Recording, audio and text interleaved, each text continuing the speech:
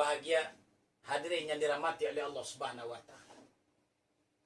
Sesungguhnya kebahagiaan, kesuksesan, kejayaan dunia dan akhirat hanyalah Allah letakkan dalam amal agama yang sempurna. Disitulah letak kebahagiaan manusia. Jadi Allah meletakkan kebahagiaan, kejayaan, kesuksesan, keselamatan dari dunia sampai ke akhirat hanyalah di dalam mengamalkan agama secara sempurna. Siapa orang-orang yang telah sukses mengamalkan agama secara sempurna? Itulah contohnya para sahabat-sahabat Nabi yang telah dituntun oleh baginda Nabi Muhammad SAW, sehingga mereka bergelar radhiyallahu anhu. Allah telah redho kepada mereka. Sahabat-sahabat Rasulullah yang ditempa siang, malam, petang, dan pagi, mereka ditempa oleh Rasulullah SAW untuk menjadi hamba-hamba yang dicintai oleh Allah Subhanahu wa taala. Jadi, ingin bahagia, amalkanlah agama dengan sempurna. Disitulah letak kejayaan kita. Kita tengok Allah meletakkan kebahagiaan seekor cacing. Di mana bahagianya? Di dalam tanah. Bila mana cacing cari bahagia keluar, ingin cari bahagia di luar tanah, dia naik ke permukaan tanah, apa yang terjadi? Ketika dia kena terik matahari, dia akan mati. Coba kita tengok, Allah meletakkan kebahagiaan ikan berada di dalam air. Bila mana ikan coba cari bahagia ke darat, di luar air, lama laun ikan akan mati. Coba kita tengok seekor burung, di mana Allah letakkan kebahagiaannya, dia berada di alam bebas, di udara. Dan untuk kita sebagai manusia, Allah meletakkan kebahagiaannya di dalam pengamalan agama yang sempurna. Jadi para sahabat-sahabat Nabi, merekalah yang telah mencontohkan, yang telah berhasil mengamalkan agama ini dengan sempurna, yang diajarkan langsung oleh baginda Nabi Muhammad SAW. Apa rahasia dan apa kata kuncinya para sahabat-sahabat itu sukses mengamalkan agama dengan sempurna? Yaitu ada 6 kunci, ada 6 rahasia yang mereka terapkan dalam kehidupan mereka, sehingga berjayalah mereka mengamalkan agama ini untuk mendapatkan kasih sayangnya Allah Subhanahu wa taala. Mana yang 6 perkara itu kaum muslim yang berbahagia? Yang pertama, para sahabat baginda Nabi Muhammad SAW yakin dan percaya, dan mereka mendalami akan kalimat thayyibah la ilaha illallah Muhammadur Rasulullah. Kalimat ini mereka perdalam, kalimat ini mereka ulang-ulang, sehingga menancaplah kalimat tauhid ini dalam hati sanubari mereka. Mereka sangat yakin tidak ada sandaran diri, hanya Allah. Tidak ada tempat mengadu, hanya Allah. Tempat meminta, hanya Allah. Mereka menafikan kebesaran-kebesaran makhluk dan mengisbatkan ke dalam dirinya bahwasanya Allah Ta'ala lah yang maha segala-galanya, raja daripada segala raja. Dan pola kehidupan mereka Muhammadur Rasulullah. Mereka mengikuti contoh baginda Nabi Muhammad sallallahu alaihi wasallam. Mereka memperdalam kalimat tersebut, la ilaha kalimah nafi illallah kalimah tawajuh. Menafikan kebesaran-kebesaran diri dan menanamkan ke dalam dirinya tadi bahwa yang besar hanya Allah, yang gagah hanya Allah, yang kuasa hanya Allah. La ilaha illallah Muhammadur Rasulullah. Ini yang pertama. Yang kedua, para sahabat baginda Nabi Muhammad sallallahu alaihi wasallam setelah memperdalam hakikat kalimah la ilaha illallah Muhammadur Rasulullah, mereka mendirikan salat khusyuk wal khudu. menghadap diri kepada Allah dengan bersungguh-sungguh. Betul-betul mereka hayati, inna salati wa nusuki wa mahyaya wa mamati lillahi rabbil alamin. Salat mereka bukan main-main. Salat mereka bukan karena hutang, tapi mereka salat betul-betul karena menyerah diri kepada Allah Subhanahu wa taala.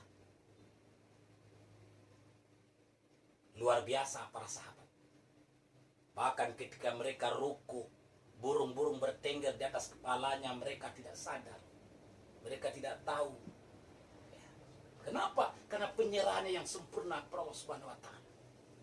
Nah, mereka sadar as-salatu mi'rajul mu'minin. Salat itu mi'rajnya orang mukmin, salatnya untuk sampai kepada Allah Subhanahu wa taala.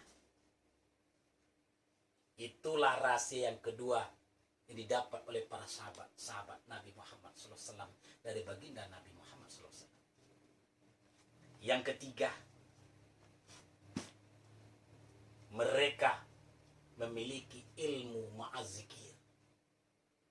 Ilmu, mereka memiliki pengetahuan, pemahaman, mereka alim yang disertai dengan zikir. Maksudnya apa? Ilmu yang selalu diiringi dengan ingat kepada Allah Subhanahu wa taala. Ilmu yang hanya untuk mendapatkan redanya Allah Subhanahu wa taala. Banyak orang-orang berilmu, tapi belum tentu mereka yang disertai dengan zikir. Atau maksudnya yang diredai oleh Allah Subhanahu wa taala. Apapunlah ilmu yang kita dapat di dunia ini. Terserahlah ilmu masalah dunia. Kalau diiringi dengan zikrullah, kalau diiringi untuk mencari redha Allah, di situ Allah akan redha dengan kita. Kita ingin belajar ilmu tentang apa? Ilmu tentang astronomi, tapi tujuan kita untuk mencari redha Allah, itu jadi amal ibadah. Kita belajar ilmu perdagangan atau ilmu bisnis, tujuannya untuk mendapatkan kasih sayang keredaan Allah. Ini yang maksud dengan ilmu yang disertai dengan zikir. Jadi para sahabat-sahabat Nabi, mereka itu orang-orang alim, mereka itu orang-orang pintar. Kealiman dan kepintaran mereka tak lain dan tak bukan adalah untuk selalu ingat kepada Allah Subhanahu wa taala. Ini yang ketiga, rahasianya para sahabat-sahabat itu sukses mengamalkan agama Allah ini secara sempurna. Selanjutnya yang keempat. Yang keempat adalah ikram muslimin. Ikram memuliakan sesama muslim. Memuliakan sesama muslim. Jangan kau beda-bedakan antara kulit hitam dengan kulit putih, antara si kaya dengan si miskin, antara pejabat dengan petani. Jangan dibeda-bedakan. Muliakan mereka. Karena Allah mengatakan, akramakum indallahi atqakum. Semulia-mulia kamu di sisi Allah hanyalah orang yang paling tinggi takwanya kepada Allah Subhanahu wa taala. Muliakanlah saudara kita. Saling bantu membantu, saling tolong menolong, tunjuk menunjuki dalam kebaikan untuk mendapatkan keredaan kasih sayang Allah Subhanahu wa taala. Para sahabat luar biasa, mereka saling merangkul untuk kebaikan. Saling tolong menolong untuk kemajuan. Saling tunjuk menunjuki bagaimana caranya perbaikan diri, bagaimana cara polanya kehidupan dunia untuk mendapatkan kebahagiaan kehidupan akhirat. Bersatu padu, bukan berpecah belah. Hadirin Allah SWT, kita tengok sekarang ini. Umat sekarang ini sudah terpecah belah. Umat sekarang ini banyak yang sudah diadu domba. Kenapa? Karena tidak ada lagi sifat memuliakan sesama muslim. Coba tengok. Kita kembali kepada sifat tadi. Yang mana sifat tentang ilmu ma'zikir. Banyak orang-orang pintar yang tidak diridai oleh Allah Subhanahu wa taala. Sehingga ketika mereka pintar berilmu, kenapa akhirnya pada endingnya mereka saling berpecah belah, baku hantam sesama mereka. Inilah yang kita tidak mau. Ini rahasia para sahabat-sahabat sukses mengamalkan agama. Yang keempat, mereka memuliakan sesama muslim. Yang kelima, rahasianya sukses para sahabat-sahabat tadi adalah dengan memahami atau mereka betul-betul faham dan mengerti tentang hakikat tasihun niat. Baiknya niat, ikhlasnya niat, ketulusan. Mereka beribadah karena Allah Ta'ala. Suci niatnya, ikhlas niatnya. Nawaitunya tadi lillahi rabbil alamin. Sehingga kita tengok di dalam hadis, kita tengok hadis-hadis dasar saja, hadis-hadis yang tipis, Arba'in Nawawi, 40 hadis pilihan. Di situ diterangkan di dalam hadis yang pertama, innamal a'malu binniyat wa innamal likulli imri'in ma nawa, sampai akhir. Sesungguhnya setiap perbuatan itu tergantung kepada niat kita. Kita jadi apa? Kita jadi seorang imam di masjid. Kalau niatnya tidak karena Allah, ini hati-hati. Kita pun niat berdakwah, kalau tidak karena Allah, tidak ada artinya. Kita menyampaikan ilmu pengajian, kalaupun tidak niat karena Allah Ta'ala, ini bahaya. Jadi luruskanlah niat. Luruskan niat kita ini semata-mata hanya mencari ridhonya Allah Subhanahu wa Ta'ala. 5. Yang keenam, rahasia untuk suksesnya para sahabat mengamalkan agama yang sempurna. Yang terakhir, yang keenam adalah dakwah dan tabligh. Dakwah artinya mengajak. Tabligh artinya menyampaikan. Para sahabat tak henti-henti siang, malam, petang, dan pagi menyampaikan, mengajak manusia bahwa saya tidak ada ilah, hanya Allah. Hidup bahagia dunia akhirat adalah taat dengan Allah. Ati'ullaha wa ati'ur Rasul. Selalu para sahabat mengajak, menyampaikan kebenaran-kebenaran, ya, mengajak kepada kebaikan, mencegah kepada kemungkaran. Sekarang inilah yang sudah habis. Tidak mau lagi tunjuk-menunjuki. Tidak lagi mau kita ini untuk nahi mungkar. Ketika ada orang menegakkan pola hidupnya nahi mungkar, malah dipojokkan zaman sekarang. Malah dicaci, dimaki, dan dibully. Padahal kita di akhir zaman ini kaum muslimin berbahagia. Inilah yang sangat penting sekali. Saling tunjuk menunjuki, saling ingat mengingatkan, mengajak manusia kepada jalan kebaikan, mencegah manusia daripada jalan kemungkaran. Tidak cukup kita hanya berpangku tangan, berceramah, duduk indah manis seperti ini, lagi berkuar-kuar kita di atas mimbar. Tidak cukup zaman sekarang ini kaum muslimin. Umat harus didatangi, umat harus dikunjungi, mereka perlu dibelai dengan kasih sayang, mereka harus diajak langsung untuk bagaimana kembali ke jalan keredaan Allah Subhanahu wa Ta'ala. Ini para sahabat mengamalkan 6 perkara inilah yang selalu diulang-ulang oleh para sahabat, yang selalu didalami dalam diri para sahabat, sehingga berjayalah mereka mengamalkan agama yang sempurna, sehingga mereka mendapatkan gelarnya, yakni radhiyallahu anhum ajmain. Allah redha kepada mereka semua. Nah, inilah yang menjadi dasar jamaah tabligh yang keluar-keluar, ada kalanya 3 hari, ada kalanya 40 hari, ada kalanya 4 bulan, ada kalanya setahun, ada kalanya jarak dekat, ada kalanya jarak jauh. Mereka keluar dengan harta bendanya sendiri. Mereka mengorbankan hartanya, pemikirannya, perasaannya.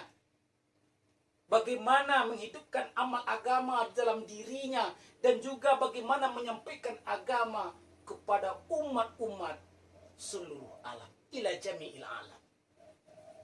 Jadi kita tengok ada jemaah-jemaah yang berdatangan dari mana-mana. Mereka menginap di masjid 3 hari, 40 hari, ya. 3 hari di masjid sini, 3 hari di masjid sana. Mereka saling silaturahmi, menjalin hubungan baik dengan kita, mengajak kita bertaklim, bermuzakarah. Nah, inilah dasar kunci daripada jamaah tabligh atau JT. Di mana salahnya? Sebenarnya tidak ada salah. Yang salah itu pemahaman kita yang belum sampai apa sebenarnya pergerakan jamaah tabligh itu. Jamaah tabligh mereka berjuang atas dasar nih. Mereka meniru, mencontoh 6 sifat para sahabat. Yang pertama tadi, memperdalam hakikat kalimat La ilaha illallah Muhammadur Rasulullah. Sehingga mereka dalami keyakinan mereka dengan sempurna. Betul-betul yakin seyakin-yakinnya. Mulai dari bulunya yang selai, darahnya yang setitik, tulangnya yang sekabung. Tidak lagi yang ada hanya Allah. Mereka nafikan kekuasaan dia. Yang kuasa hanya Allah. Kemudian dia hidup dengan pola cara baginda Nabi Muhammad SAW. Ini yang mereka sahabat lakukan. Yang pertama, La ilaha illallah Muhammadur Rasulullah. Mereka berdalam dengan sedalam-dalamnya. Yang kedua adalah mereka mendirikan sholat yang khusyuk wal khudu. Betul-betul luar biasa para sahabat. Sehingga dengan sholat yang khusyuk ini dikatakan oleh Allah dalam Al-Quran, Inna sholata tanha anil fahsya'i wal munkar. Sesungguhnya sholat itu akan mencegahmu dari perbuatan keji dan munkar. Kenapa masih banyak orang yang mungkar? Mungkin sebab karena mereka belum mencapai tingkat kehusukan di dalam sholat mereka, sehingga tidak memberikan efek dalam kehidupan mereka. Setelah mereka mendirikan sholat yang khusyuk, ya, mereka lanjutkan dengan ilmu ma'azikir. Ilmunya semata-mata untuk mencari ridha Allah Subhanahu wa ta'ala. Yang keempat, mereka mengikram, memuliakan sama muslim, menjalin hubungan baik sama muslim. Mereka jalin kasih sayang, saling berbagi, saling tunjuk menunjuki, ingat mengingatkan dalam kebaikan. Yang kelima, para sahabat tadi dengan tulus ikhlas beramal semata-mata niat mereka tak lain tak bukan adalah untuk mencari ridha Allah Subhanahu wa taala. Yang terakhir, senjata pamungkasnya ini orang jamaah tabligh itu adalah mereka menghidupkan kembali dakwah dan tabligh, mengajak manusia untuk kembali ke jalan Allah, mencegah manusia daripada kehidupan kemungkaran. Jadi kaum muslimin Allah Subhanahu wa taala, bagi kita yang belum faham, bagi kita yang belum mengerti, janganlah cepat-cepat kita menjustifikasi. Mari kita saling bertabayun, mari kita saling untuk bermuzakarah apa sebenarnya tujuan daripada jamaah tabligh ini. Ternyata tujuan mereka itu baik, tak lain tak bukan adalah menghidupkan kembali amal agama yang sempurna dalam kehidupan kita untuk mencapai kebahagiaan dunia dan akhirat. Mudah-mudahan bermanfaat pertemuan kita pada kesempatan yang berbahagia ini. Lebih dan kurang mohon maaf. Wabillahi taufiq wal hidayah. Assalamualaikum warahmatullahi wabarakatuh.